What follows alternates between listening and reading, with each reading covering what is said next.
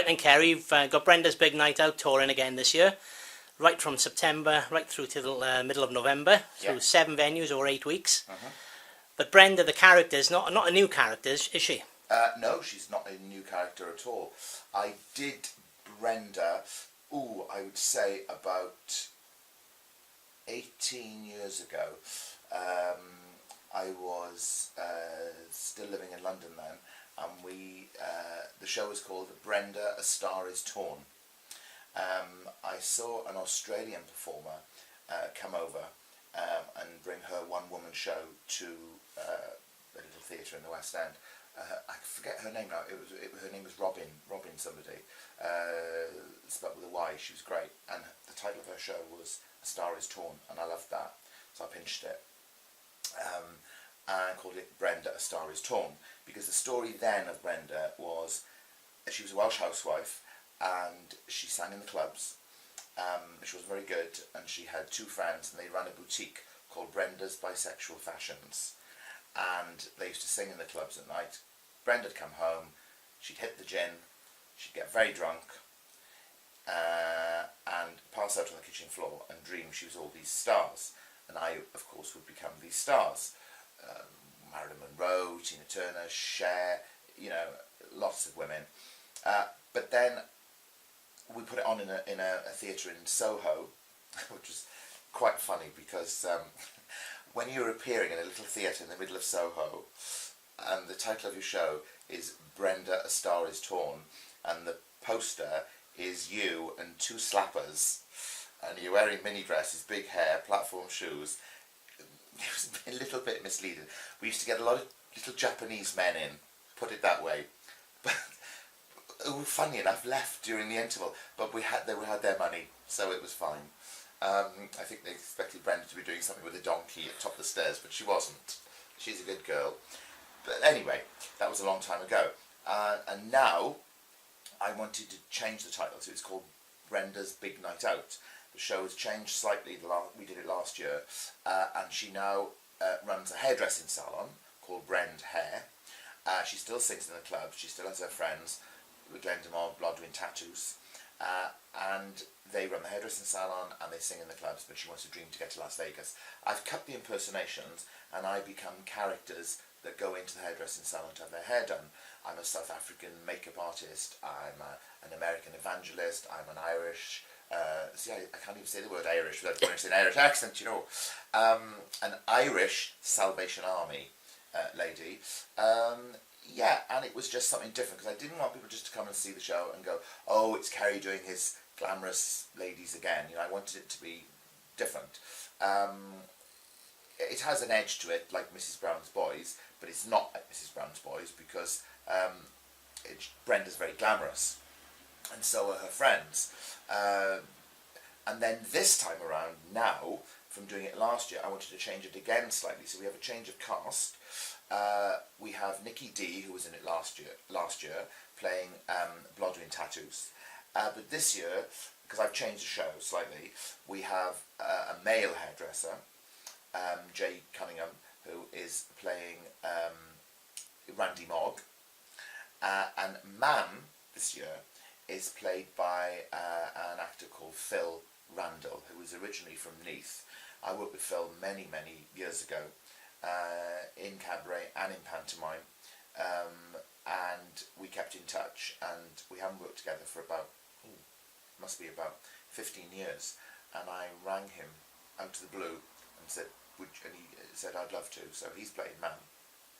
And I've just rewritten it slightly, put a new number in to open, and we changed the end slightly. But it's going great guns. And you open again in your hometown of Swansea? In Swansea, yeah. Last year we took the show to the Dylan Thomas Theatre, which was great. They were lovely there, and we had great audiences. And I wanted to go there this year, but it wasn't available. And then you came up with the idea of going to the Llywelyn Hall, which is now called the Llywelyn Theatre, which is in the YMCA building at the bottom of the Kingsway in Swansea. I first appeared there in 1982, 81, 82 in pantomime. When you were 3. When I was 3, yeah. And the pantomime was Beauty and the Beast, and I played the Dame in that, which comes no surprise.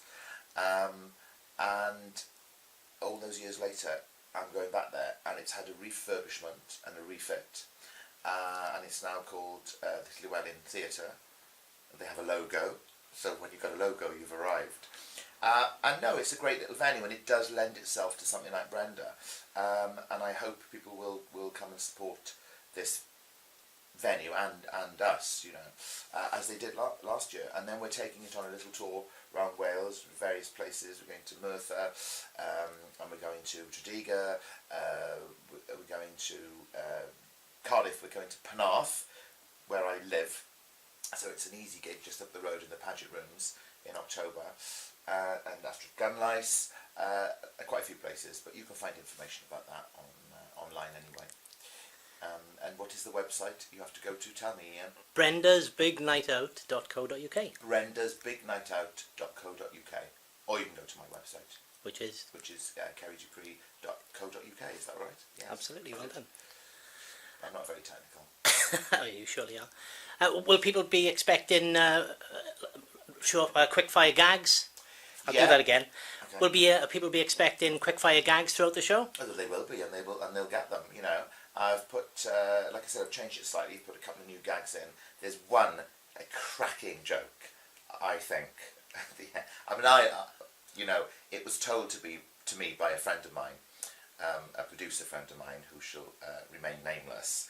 And he just couldn't wait to tell me. He came to see me in a show, and he said, "I've got this great gag," and it's quite a long gag, which I like, and I love a gag where you just think, where is this going, you know? And then the punchline was, well, it was great, and I've told it a few times to a couple of friends of mine, and they've fallen about. That's no guarantee it'll work in front of an audience, though, but I think it will. So I've put it just towards the end, and it's a great gag, and there's a couple of other bits and bobs in there, yeah.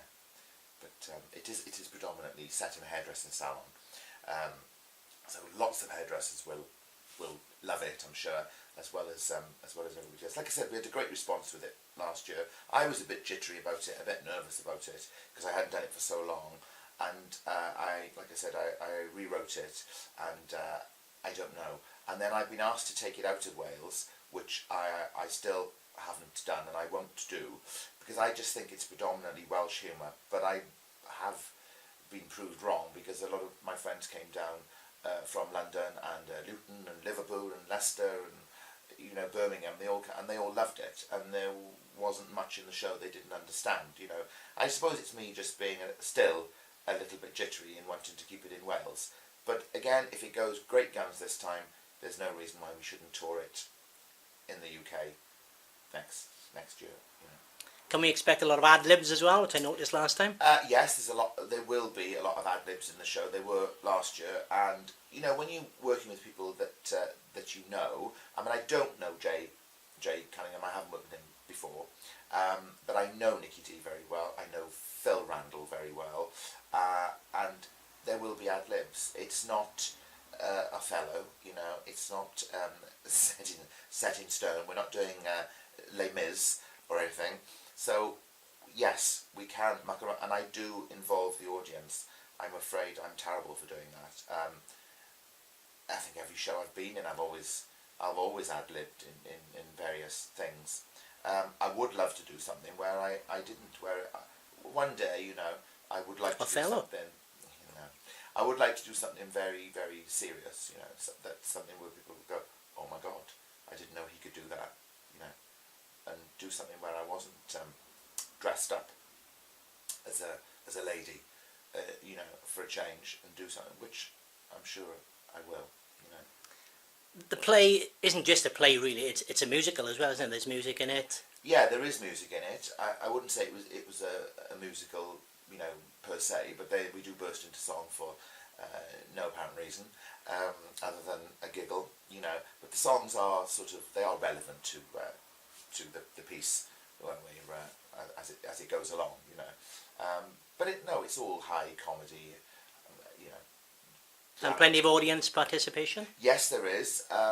You know, no one leaves their seats. I don't drag people out of the audience. I'm not a great lover of that myself, but I do like audiences to join in because it just has that feel to it. You know, that's what, to me, a live performance is. A comedy, live singing, dancing performance is the audience joining in. You want the audience to react, you know. Yeah. And what age group do you think it would suit? Ooh, well, I wouldn't bring anybody to it that was a little kid. It's not a pantomime, but it's certainly not anywhere near as I don't use the word blue as Mrs. Brown's Boys. You know, there's no real bad language in it. You know, I mean, there's the odd word here and there. You know, nothing more racy than a 14-year-old would hear in school these days. But I wouldn't bring anybody that was, you know, 12 and under. No, I'm not selling my show very well here to people. But no, it's not. I wouldn't want people to come and bring kids to it, you know. 12 and over, yeah, I'd say. Unless you have a very broad-minded 9-year-old. And the story, you say, differs slightly to what you did before with A Star Is Torn. Yeah. Can you briefly give an outline of the story? Yeah, basically, they're singing in the working men's clubs. It's Brenda Llewellyn and her backing singers, which are called the Gobstoppers, which is now Randy Mogg and Blogging and Tattoos. And they come home from the gig, they go back to Brenda's, they have a curry and chips and a drink, talk about the gig, as thousands of performers do most weekends, and they have to be in work the following morning, running a hairdressing salon. Brenda's got a mother to look after who is an absolute handful, as I'm sure lots of, you know, people will have parents that are, you know, a sort of strain, shall we say, and she mucks around a lot and winds Brenda up. But then, of course, they have the bad news that the hairdressing salon is going to close down, as many little businesses do and are, to make way for these great big supermarkets. Well, there's a supermarket opening, and they're knocking all these shops down, and so they have to try and fight to save the salon. So Brenda goes running off down to the council to try and sort things out. They haven't got any money. They think the salon is going to close down, and in the meantime, all Brenda wants to do is get to Las Vegas. She just wants to get out and get to Vegas. But how is she going to do that without any money? And how is she going to do that with the salon closing down? And how is she going to do that when there isn't hardly any work because the clubs are dying as well? But we have to come and see the end of the show. Will it be a happy ending for Brenda? I'm sure it will be.